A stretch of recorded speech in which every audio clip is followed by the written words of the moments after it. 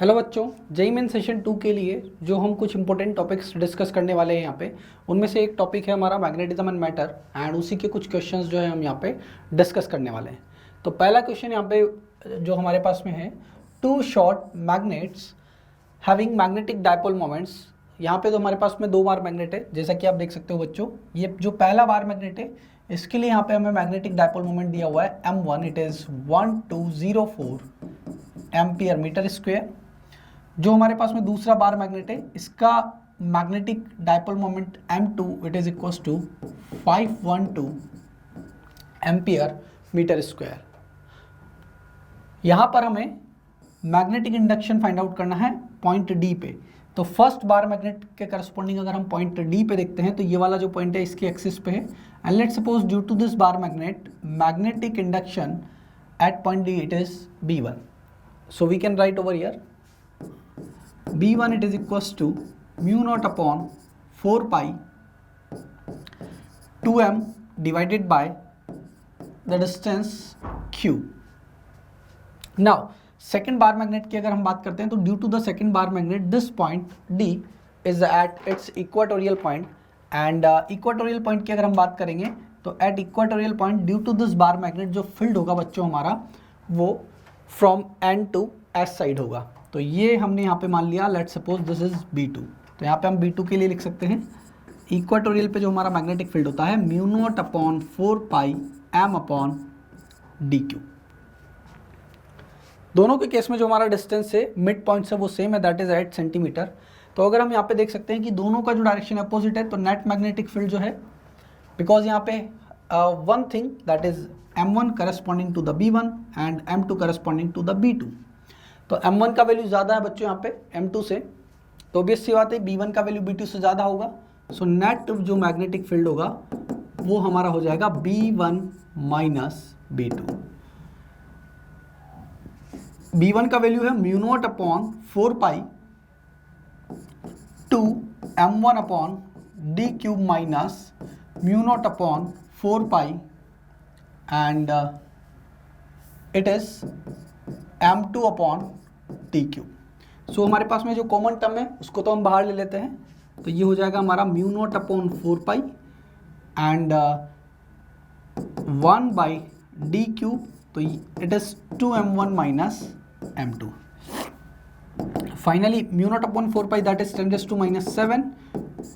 D का value हमारे पास बच्चों यहाँ पे 8 सेंटीमीटर दिया हुआ है, तो ये हो जाएगा 8 into 10⁻² cube 2m1 that is 2 into 1024 minus 512। तो अगर हम इसे सॉल्व करते हैं बच्चों तो सॉल्व करने पे हमारे पास में जो वैल्यू बनेगा that is equals to 0.3 tesla. तो यहाँ पे ऑप्शन सेकंड जो है हमारा करेक्ट आंसर होगा। अगले क्वेश्चन की तरफ बढ़ते हैं। जो नेक्स्ट क्वेश्चन है हमारे पास में, magnetic needle of magnetic moment. हमारे पास एक मैग्नेटिक नीडल है एंड उसका जो मैग्नेटिक मोमेंट है that is 6.7 into 10⁻²² ampere metre square and इसका जो मोमेंट ऑफ इनर्शिया है ये हमें दिया हुआ है 7.5 into 10⁻⁶ kg metre square and it is performing SHM और oscillation in a magnetic field. जो मैग्नेटिक फील्ड है it is 0.01 tesla, time taken for 10 complete oscillation. तो एक ऑसिलेशन का जो टाइम पीरियड होगा t it is equals to 2 pi and root over I upon MB। तो यहाँ पे 10 ऑसिलेशन के लिए हम लिख सकते हैं 10t and it is equals to 20 pi into root over I का वैल्यू यहाँ पे हमारे पास में है 7.5 into 10⁻⁻⁶ divided by magnetic moment that is 6.7 into 10⁻⁻² into B and B it is 0.01। Further अगर हम इसे सॉल्व करते हैं तो ये हमारे पास में आ जाएगा 20 pi into 75 divided by 67। Points को रिमूव कर दिया है। 10⁻², ये भी हमारे पास में 10⁻² होगा, तो यहाँ पे ये बन जाएगा 10⁻²। 10⁻6 के साथ सॉल्व करने पे फाइनली ये वैल्यू हमारे पास में आ जाएगी 10⁻² बाहर आकर के 10⁻1। So it is 2 pi root over 75 75 divided by 67। 2 pi का जो वैल्यू होगा ऑलमोस्ट हमारा 6.14 एंड ये वैल्यू जो है वो ऑलमोस्ट 1 से बड़ा है, तो इसके करस्पॉन्डिंग अगर हम आंसर देखेंगे तो ऑप्शन थर्ड जो है हमारा करेक्ट आंसर होगा। अगले क्वेश्चन की तरफ बढ़ते हैं बच्चों। अगला जो क्वेश्चन है, इस क्वेश्चन में बोला गया है एक बार मैग्नेट है हमारे पास में ए एंड ये वर्टिकली फॉल कर रहा है डाउनवर्ड डायरेक्शन में। Fixed horizontal conducting ring R as shown. If G vector be the acceleration due to the gravity then the acceleration of A will be. तो ए का जो acceleration होगा वो हमें बताना है। तो सिंपल सी बात है कि जब ये पर्टिकुलर इस कंडीशन में अगर हम बात कर रहे हैं, यहाँ पे ये फिक्स्ड है, तो इस due to this bar magnet flux जो है यहाँ पे लिंक करेगा इस लूप के साथ। अब जैसे ही हम इसे छोड़ते हैं तो ये डाउनवर्ड मोशन करेगा एंड ड्यू टू दैट जो लूप के साथ फ्लक्स लिंक कर रहा होगा वो इंक्रीज करेगा, मतलब चेंज होगा।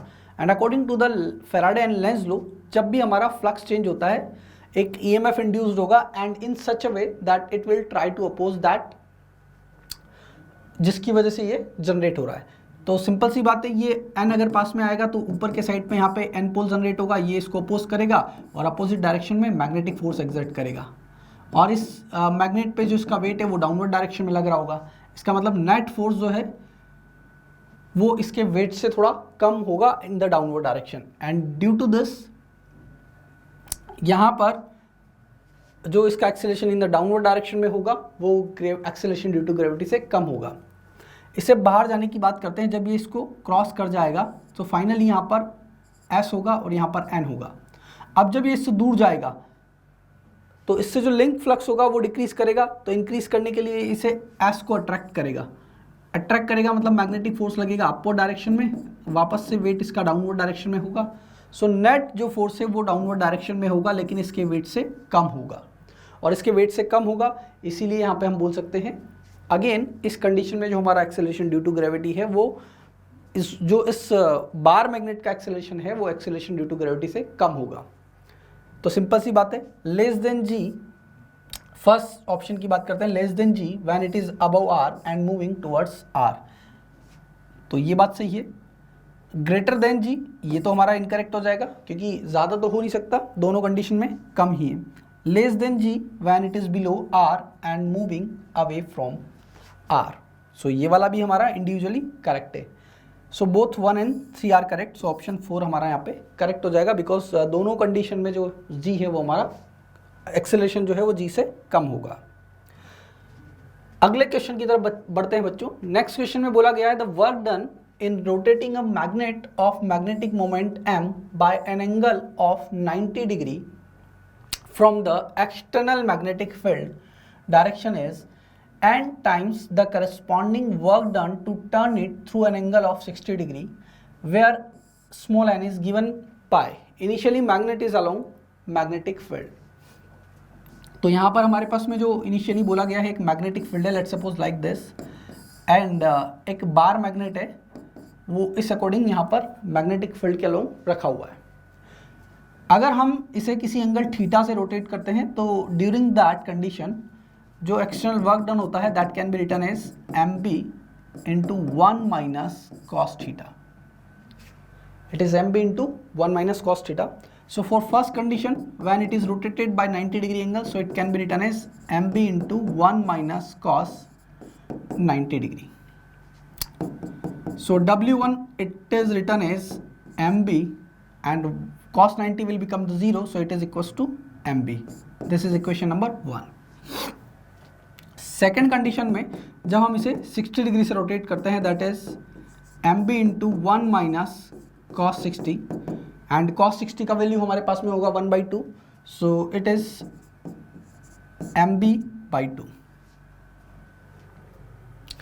अब यहाँ पे हमें बोला गया है external magnetic field direction is N times the corresponding work done to turn it through an angle of 60 degree. That means W1 is n times of W2 and W1 it is MB, so it is small n into MB/2, so small n का value यहाँ पे हो जाएगा हमारा 2. So option second यहाँ पे हमारा correct होगा. अगले क्वेश्चन को देखते हैं बच्चों. अगला जो क्वेश्चन है हमारे पास में, इस क्वेश्चन में select the incorrect statement about the paramagnetic substance.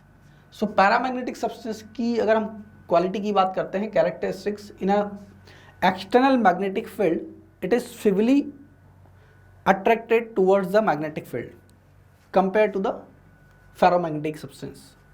So when a rod of paramagnetic material is suspended freely between the two magnetic poles, its axis becomes parallel to the magnetic field.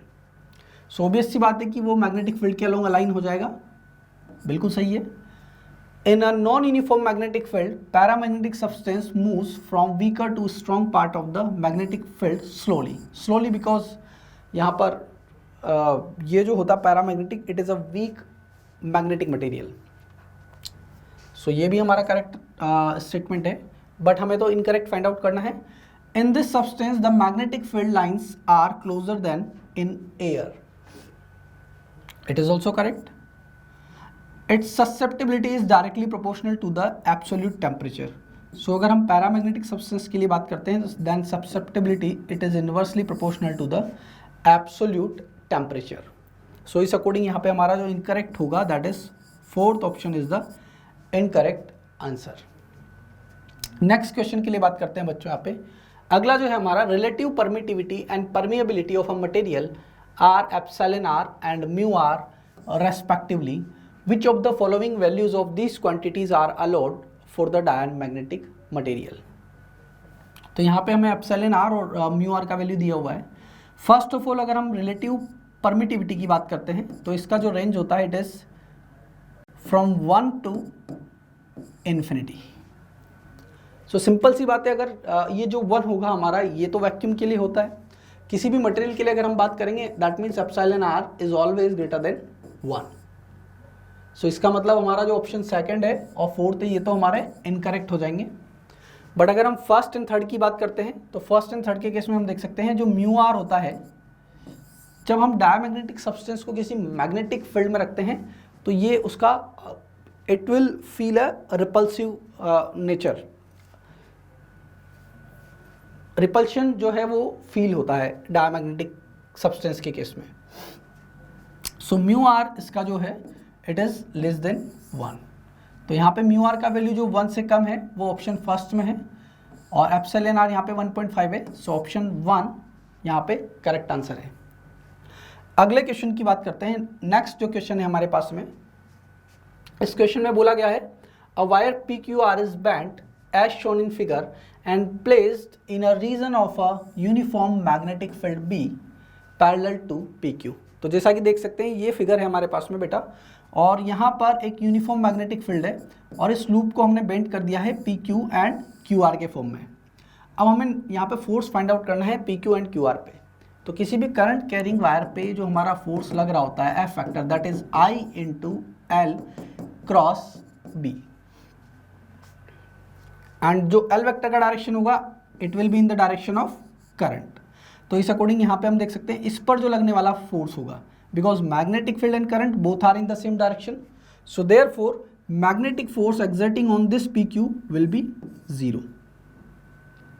यहाँ पर हमारा जो L vector का direction है that is in this direction, magnetic field इस direction में है। So theta का वैल्यू यहाँ पे 90 डिग्री होगा एंड देयरफॉर जो फोर्स होगा हमारा QR पे ये हो जाएगा हमारे पास में ILB because sin 90 will become the 1। So 0 and ILB, so option third हमारा करेक्ट आंसर होगा यहाँ पे। अगले क्वेश्चन की तरफ बढ़ते हैं बच्चों। जो नेक्स्ट क्वेश्चन है हमारा, इस क्वेश्चन में बोला गया है a steel wire of length L has a magnetic moment capital M, it is then bent into a semi circular arc if the new magnetic moment is given by alpha m by pi, the value of alpha. तो इस question में बोला गया है एक wire है हमारे पास में L लेंथ का, एक L लेंथ का यहाँ पे वायर है और इसका मैग्नेटिक मोमेंट अगर हम यहाँ पे लिखना चाहते हैं that is small m। So अगर इसका पोल स्ट्रेंथ स्मॉल m है so we can write capital M is equal to small m into capital L। हमने क्या किया, इसको सेमी सर्कुलर फॉर्म में इसको जो है वो टर्न कर दिया। ये रेडियस इसका यहाँ पे R है, दोनों पॉइंट्स हमारे पास में है A एंड B। तो यहाँ पे जो सेपरेशन होगा दोनों पॉइंट्स के बीच का that is equals to 2R। ये हमारे पास में इसका सेपरेशन होगा। अब अगर ये हमारे पास में ये सेपरेशन है तो इसके केस में अगर हम न्यू कंडीशन में मैग्नेटिक मोमेंट को लिखेंगे तो पोल स्ट्रेंथ तो वही रहेगा, बिकॉज हमने इसको कट नहीं किया है, ना तो अलॉन्ग द डायरेक्शन और ना ही परपेंडिकुलर डायरेक्शन में। So magnetic moment will small m, that is sorry pole strength will not change, but magnetic moment के लिए अगर हम बात करेंगे तो ये डिस्टेंस 2r है, so it is equal to 2r।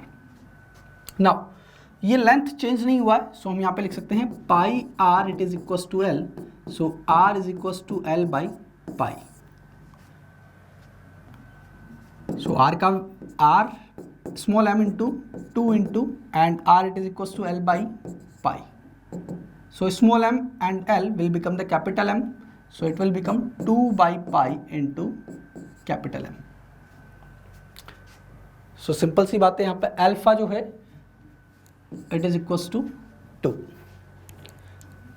Next question की तरफ बढ़ते हैं बच्चों। अगला जो क्वेश्चन है हमारे पास में, इस क्वेश्चन में बोला गया है magnetising field intensity of 10 ampere per meter is applied on a sample of a ferromagnetic material of a susceptibility is given as 1999 net magnetic field inside the material. So net magnetic field inside the material can be written as mu naught H plus I, and we know xi is equals to I by H, so I can be written as xi into H. So B will be equals to mu naught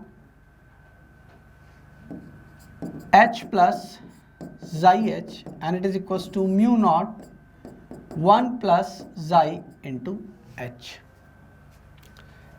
and B will be equals to mu naught, that is 4 pi into 10 raised to minus 7, 1 plus 1999 into H, it is equals to 10. So on solving, this is 4 pi into 10 raised to minus 7 into 2000 into 10, and it is equals to, this is 10 raised to 3, 10 raised to 4, so 4 pi into 10 raised to minus 3, and 2 into 4 it will become the 8 pi, so it is 8 pi into 10 raised to minus 3 Tesla, it is equals to B. So option third यहाँ पे correct answer होगा बच्चों। अगले question की तरफ हम बढ़ते हैं। अगला जो क्वेश्चन है यहाँ पे हमें दिया हुआ है, इस क्वेश्चन में बोला गया है paramagnetic simple shows a net magnetization of 6 ampere per metre. So M1 it is 6 ampere per meter when it is placed in a external magnetic field, that is B1 it is equals to 0.4 Tesla corresponding to the temperature T1 it is equals to 4 Kelvin. When the sample is placed in an external magnetic field B2 it is equals to 0.3 Tesla at a temperature T2 it is equals to 24 Kelvin, then the magnetization will be, so इस condition में M2 का value find out करना है। M हमारा होता है directly proportional to B by T, so we can write M2 by M1 it is B2 by B1 into T1 by T2। so यहाँ पे M2 का जो वैल्यू होगा M2 it is equals to B2 by B1 that is 0.3 divided by 0.4 into T1 that is 4 divided by 24, so it is equals to 3 by 4 into 1 by 6, so 3 will cancel the 6 on 2 time and it is equals to, and there is an M1 in multiplication, so M1 it is equals to 6, so it is equals to 3 by 4 because this 2 will also cancel the 6 on 3 time and it is equals to 0.75 ampere per meter. So option second is the correct answer. Next condition में हमारा जो next question बच्चों यहाँ पे हमारे पास में अगला क्वेश्चन यहाँ पे दिया हुआ है the value of aluminium susceptibility. तो यहाँ पे जाई का वैल्यू हमें दिया हुआ है 2.2 into 10⁻⁵। The percentage increase in the magnetic field that is delta B by B into 100। ये वैल्यू हमें फाइंड आउट करना है यहाँ पे। If space with in the current carrying torrid is filled with aluminium is x by 10⁴। so यहाँ पे net magnetic field को हम लिख सकते हैं mu naught and it is 1 plus chi into H. So B is equal to mu naught H will become the B naught that is the initial magnetic field initially if we are not applying the external magnetic field. So it is 1 plus xi into b naught. So B will be equals to B naught plus B naught xi. So B minus B naught by B naught will become xi. And therefore P minus B naught by B naught into 100 and it is equals to xi into 100. So value of xi over here it is 2.2 into 10⁻⁵ into 10⁻² and it is equals to 2.2 into 10⁻³ and it is 22 divided by 10⁴. So on compare with the given value x it is equals to 22. तो अगला हमारा जो question है बच्चों, अगला जो question है इसमें बोला गया है a paramagnetic substance is in the form of a cube. और यहाँ पे जो क्यूब है हमारे पास में एक पैरामैग्नेटिक सब्सटेंस, उसका साइड हमें दिया हुआ है that is 1 centimetre. So corresponding volume हो जाएगा 1 सेंटीमीटर क्यूब या हम इसे बोल सकते हैं 10⁻⁶ metre cube. Magnetic dipole moment of so यहाँ पे m का वैल्यू है that is 20 into 10⁻⁶ joule per Tesla.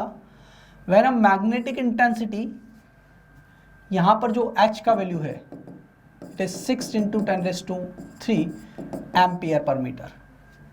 Magnetic susceptibility, so basically हमें यहाँ पे जाई का वैल्यू फाइंड आउट करना है। So J will be equals to I by H. I को हम लिख सकते हैं m by v and it is h। M it is 20 into 10⁻⁶, volume that is equals to 10⁻⁶, and h it is 60 into 10⁻³.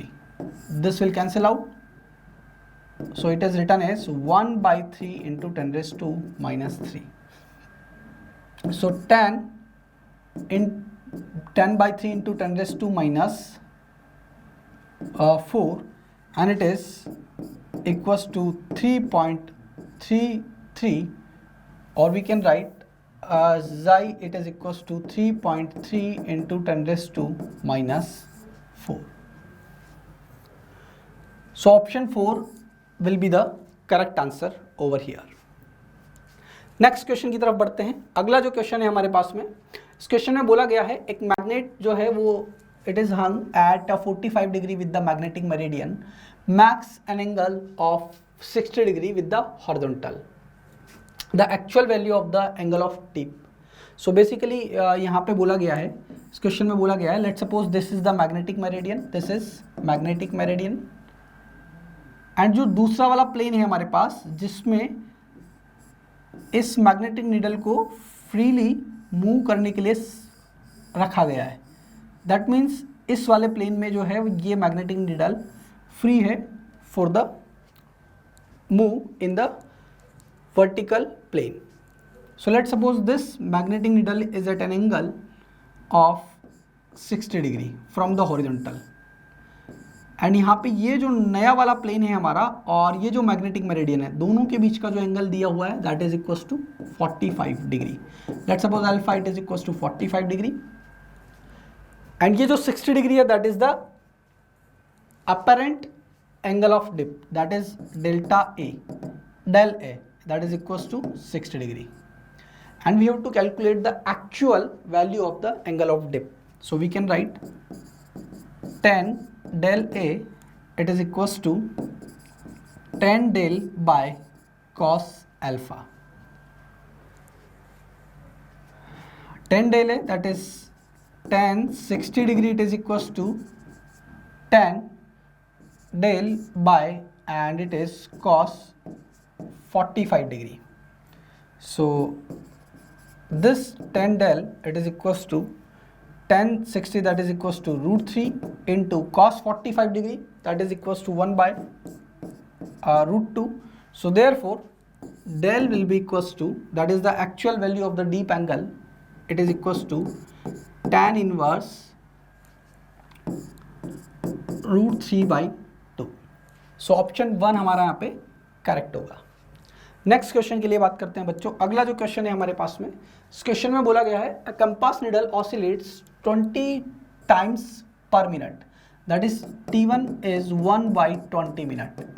1 minute में 20 oscillation करता है, इसका मतलब है 1 ऑसिलेशन का जो टाइम पीरियड होगा that is 1 by 20 minute. And corresponding to this its dip angle that is θ1, it is given as 30 degree. 30 times per minute.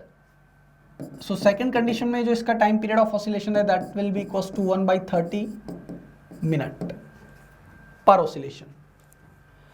And इस कंडीशन में यहाँ पर जो इसका एंगल ऑफ डिप है that is θ2, it is equals to 60 degree over here. The ratio of the total magnetic field due to the earth at 2 places respectively is.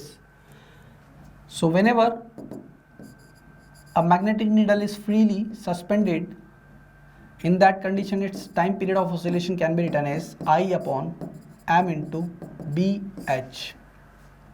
अगर magnetic meridian की हम बात करते हैं तो वहाँ पर अगर वो हॉरिजॉन्टल से एंगल जो डीप एंगल है that is the theta and this is the net magnetic field, in that condition इसका जो हॉरिजॉन्टल मैग्नेटिक फील्ड होगा that is equals to B cos theta. And time period of oscillation can be written as 2 pi root over I upon MBH. So we can write T, it is equals to 2 pi root over I upon MB cos theta. So we can write over here the T1 ratio T2 and it is equals to root over, because needle same है so moment of inertia will remain same, and this capital M will also remain same. So we can write over here root over cos theta 2 by cos theta 1 and B2 by B1. Now corresponding to T1 it is 1 by 20, corresponding to T2 it is 1 by 30. So it is root over and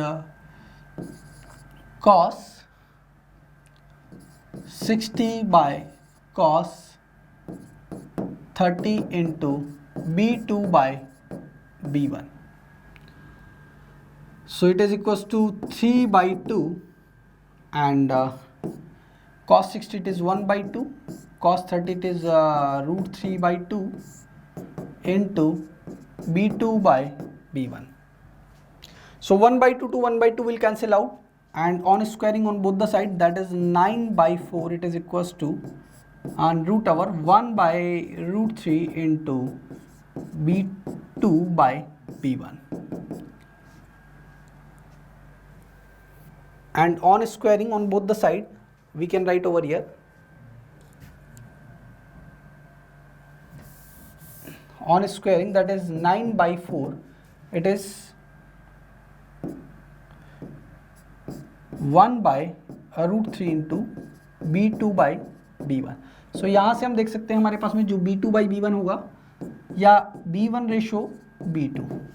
so B1 ratio B2 हमारे पास में हो जाएगा 4 by 9 root 3.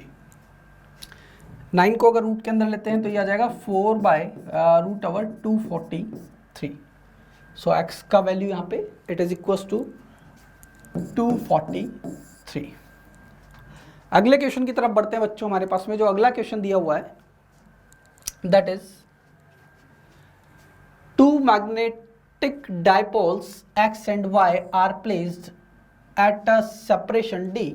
यहाँ पे जैसा कि figure में हम देख सकते हैं दोनों के बीच का जो डिस्टेंस है that is the separation small d, और एक चार्ज पार्टिकल जो है the dipole moment of y is twice that of x. So ये वाला जो मैग्नेट है इसका जो मैग्नेटिक मोमेंट है it is 2m corresponding to the first that is of m. A particle of charge q is passing through their mid points. यहाँ से एक चार्ज पार्टिकल पास कर रहा है at theta it is equal to 45 degree पे इस line के along. Let suppose इसका स्पीड जो है वो v है एंड इसका चार्ज जो है वो q है. यहाँ पे इसके अलोंग ये पास कर रहा है with the horizontal line as shown in figure. What would be the magnitude of force on the particle at that instant? तो इस इंस्टेंट पर यहाँ पर जो इस पर मैग्नेटिक फोर्स एग्जर्ट होगा उसका मैग्नीट्यूड हमें फाइंड आउट करना है इस इंस्टेंट पे. तो पहले तो यहाँ पे हम मैग्नेटिक फील्ड फाइंड आउट करते हैं इस इंस्टेंट पे. फर्स्ट बार मैग्नेट की वजह से जो फील्ड होगा इसके एक्सिस के अलोंग होगा and let suppose it is B1. So B1 को हम यहाँ पे लिख सकते हैं it is equals to mu not upon 4 pi and it is 2m upon this distance will be equals to d by 2. So we can write over here it is d by 2 q. And ये वाला जो है वो x के along होगा it is B1. अब y के along अगर हम मैग्नेटिक फील्ड की बात करते हैं तो यहाँ पर ये S2n. सो ये वाला पॉइंट जो है इसके इक्वाटोरियल पे होगा एंड ड्यू टू इक्वाटोरियल इस बार मैग्नेट की वजह से फील्ड यहाँ पर B2 होगा इस डायरेक्शन में that is B2.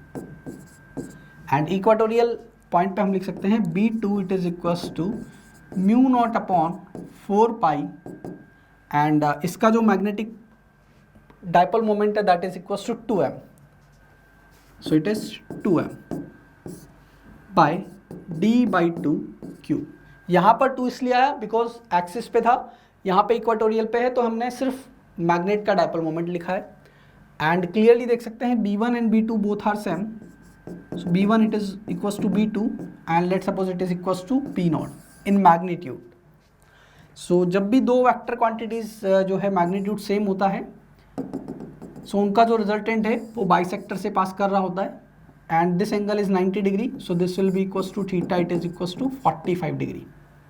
So net magnetic field के अलोंग ही बेसिकली हमारा जो चार्ज पार्टिकल है वो पास कर रहा है. सो इस इंस्टेंट पे अगर हम मैग्नेटिक फोर्स की बात करते हैं ये होगा Q into V cross B के according and V and net magnetic field both are in the same direction. So net magnetic force at that instant will be equals to 0 on the given charge particle and therefore यहाँ पे हमारा जो option है 4 correct answer होगा. तो I hope ये जो है आपको सारे क्वेश्चंस जो है वो समझ में आ गए होंगे. Thank you so much.